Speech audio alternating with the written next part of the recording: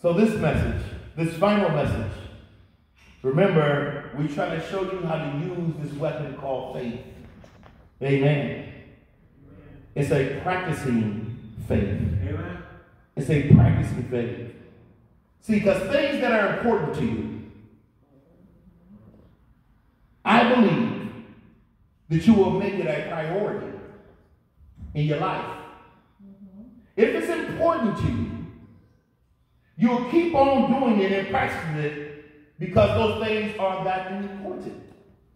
Amen. Amen. My mama always told me to make sure that you're on your best behavior because our name means something. It was important to her. Things that are important to you, you will practice. And if it's important to you, you'll start claiming it. Now, no matter how bad your children are, they're your children. That's my baby. I don't care what he did. That's my baby. You hear me? Now, I can talk about him, but you can't. Amen. Or get got. Because they're important to me. You understand? Yeah, we all got flaws, and yeah, I know, but they're important to me. So what's important to you, not only whether it's good or bad, I'm professing they're mine. Exactly. Amen. And if something is important to you, not only do you practice it, not only do you profess it,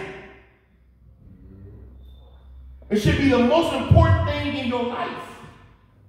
And that's if you are a Christian. Faith should be priority number one. Why? Because it's by faith that we please God. Yeah. It should be your number one priority for the right reasons. I told you you can have a tool, and the tool can either be helpful or could be useful or harmful to you. Amen? Amen? Depend on how you use the tool. A gun for hunting is good. A gun for play is bad. Depending on how you use the tool. I keep telling you the story about my father when I wanted to cut the hedges. We had a hedge cutter, and he said, "Be careful, son, because if you use it wrong, it will bite you." And I'm playing around with it. I'm seeing it moving in the air, how it's cutting the air, how it's swinging, and it bit me. Because I was using a tool wrong. Faith is a tool, like prayer. And when you use it wrong, it's more harmful than beneficial.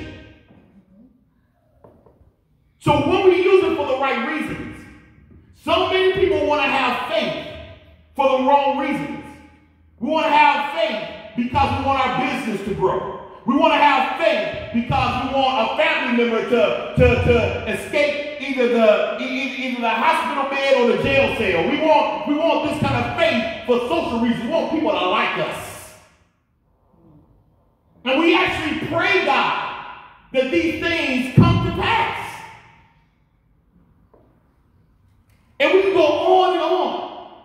And our reason of professing faith should be because our desire is to see God and for him to fill a void that is in us. In our verse that we read this morning, in Hebrews 10, verse 23, it tells us to hold fast the profession of our faith without wavering. Since professing faith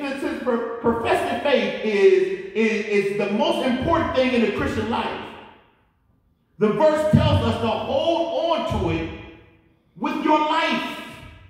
Hold on to it with all you got.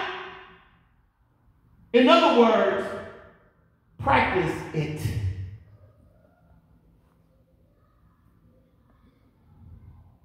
We are invested in something that we are a part of. We are always invested in something that we are a part of.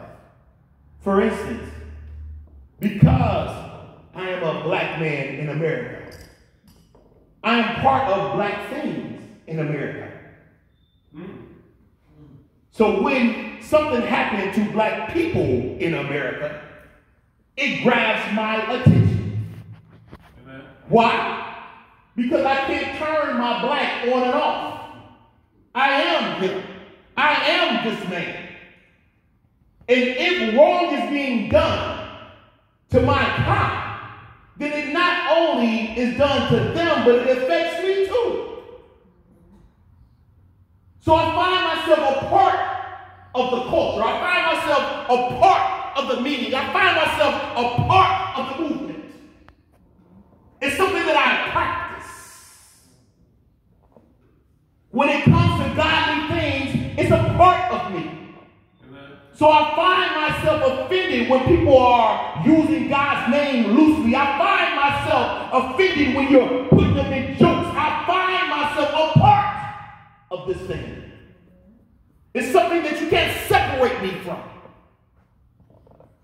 Man, you always bringing up God. Because God is always bringing me up. Every time I turn around, he's blessing me. Every time I turn around, he's putting his hand and mingling in my mess. Because my faith recognizes the hand of God moving in and out of the corridors of my life. Even when I'm stupid. Even when I'm foolish. Even when I don't know any better. I got a call I was talking to my brother just last week and saying my cousin was in an accident because he was drinking and blacked out. I said, wait a minute. This dude is in his 40s. And you still drinking and blacking out? That was a teenage thing. That was a thing that we did. And dude, are you driving cars? See, once we start recognizing that God has kept us in our foolishness. Amen. Amen. When we recognize that God is moving and dude, you should have been there. But for the grace of God. Grace of God. You should have been stuffed out. But by God's grace. And we just use that like a token that we can just pull out of our pocket and pay for.